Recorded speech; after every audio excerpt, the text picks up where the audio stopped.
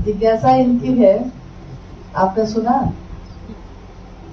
कि अनु भैया और हमसे है कि आपने पुत्र और आपने पुत्र वधू बनकर साहब से आपके नजर में आपने साहब के लिए क्या समझा, क्या जाना?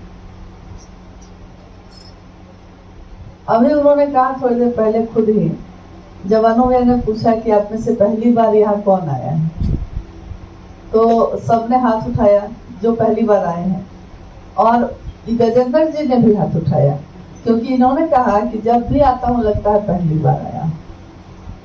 यानी अपने भाव की स्थिति को उन्होंने प्रकट किया कि जब भी उनको देखा, जब भी उनको सुना, जब भी उसके पास बैठे, लगा जैसे अभी अभी ही तो शुरुआत हुई है, अभी अभी तो आए हैं। लेकिन एक स्थिति मेरी अपनी जो रही है, क्योंकि उन्होंने ये भी कहा कि पुत्रवधू होने के नाते भी आपने क्या समझा। जब इस घर में आना हुआ तो मुझको लगा जैसे कि करोड़ों वर्षों से मैं यही रहती थी। मुझको लगा ही नहीं कभी कि नई जगह पे आए हैं।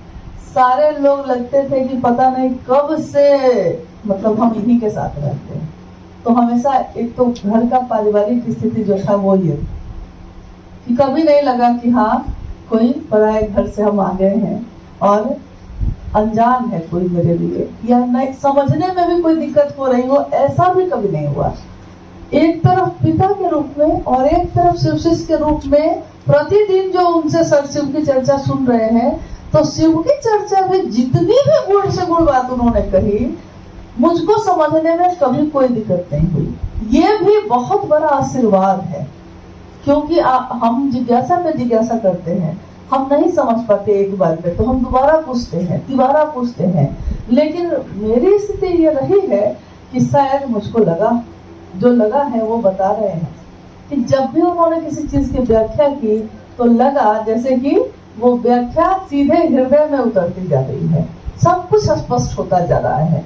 ठीक वैसे ही जैसे साहब को जब आकाशवाणी सुनाई दी तो उन्होंने कहा कि जब आकाशवाणी खत्म हुई, अंतिम वाक्य जो कहा गया वो वाक्य मुझको याद नहीं है, लेकिन उस वाक्य के सुनते ही साहब ने कहा कि उस वाक्य को सुनते ही मुझको तंत्र क्या है, मंत्र क्या है, यंत्र क्या है, दुनिया क्या है, पारलौकिक क्या है, लौकिक क्या है, सब कुछ समझ में आने लगा।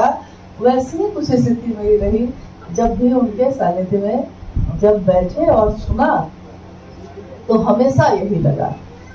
शिव का एक नाम है सत्वजात। सत्वजात का अर्थ होता है जो अभी अभी उत्पन्न हुआ हो। तो शिव के अनेक रूपों में एक रूप ये भी है कि आप उनसे कितना भी मिलिए, आप उनकी कितनी भी बात सुनिए, बातें अनंत हैं, भावनाएं अनंत हैं, कभी खत्म नहीं होता, कभी संतुष्टि नहीं होती। जैसे प्यास और बढ़ती है, पानी पीजिए एक गिलास तो एक जग का प्यास पहले से बढ़ी हुई है, वैसे ही साहब के साथ स्थिति बनी हुई थी भी और आज भी है और हमेशा रहेगी। क्योंकि कोई अगर ये कहता है कि अब पता नहीं आगे हम क्या करेंगे, तो ये वो बिल्कुल झूठ बोलता है। क्योंकि हर व्यक्ति को ये पता होता है कि उसके अंदर में क्या है, वो क्या है, वो जानता है कि वो क्या कर रहा है और वो जानता है कि आगे वो क्या करेगा। कोई अगर ये कहता है कि हमको अभी तो ये स्थिति है, आगे नहीं पता, ये नहीं हो सकता। जो शिव से जुड़ गया उसको खूब मालूम है कि आगे भी वो क्या करेगा। पूरी दुनिया एक तरफ हो जाएगी, लेकिन वो साहब के संकल्प पे चलना नहीं छोड़ेगा। बहुत सारी चीजें ऐसी हैं जो अनुभूति के तौर पे साहब और दीदी के साथ रह के मैंने पाई है। माँ नीलम आनंद को जो शरीर से मिला है जोसेफ उनसे, जिस तरह शिव के समग्र स्वरूप को आप नहीं समझ सकते, उसी तरह उनके भी समग्र स्वरूप को नहीं समझ सकते।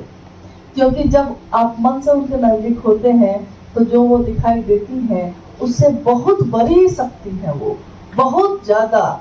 हम लोग उनको सुन सके, हम लोग उनको देख सके, इसके लिए वो शरीर में आई, इसी के लिए साहब भी शरीर में आए, क्योंकि शिव को पकड़ाना था हम लोग को।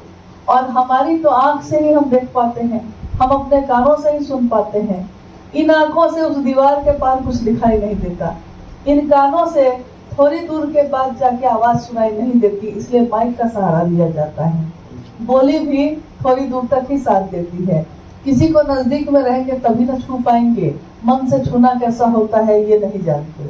साहब ने शरीर में अवतरित होकर, शरीर में उतरकर शिव की उस परम सत्ता से हमारे आपके जैसे लोगों को जोड़ा। तो अनुभूति को अगर शब्दों में आप कहना चाहिएगा तो शब्द मौन है, मूक है, शब्दों में कोई भाव प्रकट नहीं किया जा सकता। बस ये एहसास है, सिर्फ एहसास है, ये रूह से महसूस करो, प्यार को प्यार ही रहने दो, कोई नाम ना दो। सब कुछ जो आपके लिए हो जाए, सर्वस्व जो आपके लिए हो जाए, मेरे लिए साहब श्री का नाम, साहब श्री स्वयं वही है। सर्वस्व जो है मेरे लिए, या मुझको लगता है सभी शिष्यों के लिए वही है, वही रहेंगे हमेशा। और दिन था नाग पंचमी का, 27 जुलाई 1952 में दीदी नीलम आनंद जी का जन्म मनातूगढ़, जो पलामू में है, पलामू जिला है, राज्य झारखंड है, वहां हुआ। उस समय तो ये राज्य भी बिहार ही था, तो कहा जा सकता है कि बिहार में हुआ। उनके पिता मवार जगदीश्वर जीत सिंह मनातूगढ़ के राज परिवार के मुख्य कर्ता धर्ता थे। घर में किसी चीज की कमी नहीं, जितने भी सुविधा चीजें हो सकती हैं सब थी ही। जब इक्के दुक्के गाड़ियां चलती थी सड़क पे, उस समय उनके घर में ऑस्टिन गाड़ी जो विदेश से मंगाई गई वो थी। हमारे सामने अगर कोई सड़क पे चलता हुआ कुत्ता भी सामने आ जाए तो हम डर जाते हैं। और उनके घर के आंगन में चीता, बाघ, मोर, खरगोश, यानी बलशाली से बलशाली जीव और कमजोर से कमजोर कोमल प्राणी भी घूमते थे। नाना जी ने चीता के बच्चे, तेंदुआ के, चीता के बच्चे घर में पाल रखे थे और उस स्थान पे उनका जन्म हुआ है। स्वाभाविक है, कहते हैं कि परिवेश का असर पड़ता है, जैसा माहौल होता है बच्चे की परवरिश भी वैसी हो जाती है। तो माहौल तो जंगल में का था चारों तरफ से, और जानवर, जीव जंतु घर के आंगन से लेके बाहर तक में थे। क्योंकि उस समय के परिवारों में शिकार खेलने का भी प्रचलन था, तो उस समय जब कोई महिला घर से बाहर निकलने में भी सोचती थी, माँ नीलम आनंद अपने पिता मवार जगदीश्वर जीत सिंह के साथ जीप पे उनके साथ बंदूक लेकर बैठकर जंगल में शिकार के लिए चली जाती थी। जंगली परिवेश भी था, हिम्मत भी अदम्य थी और साहस भी था। किसी चीज में महादेव ने कमी नहीं की।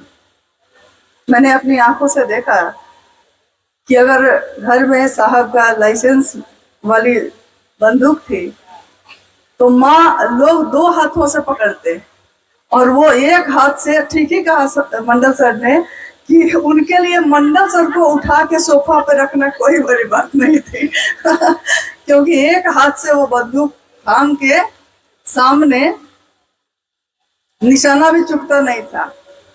निशाना उनका कभी नहीं चुका, चाहे दिल तक पहुंचने का हो या फिर बंदूक से लगाने का हो। जिसको देख लिया है उसके दिल में तो वो प्रवेश कर ही गई है।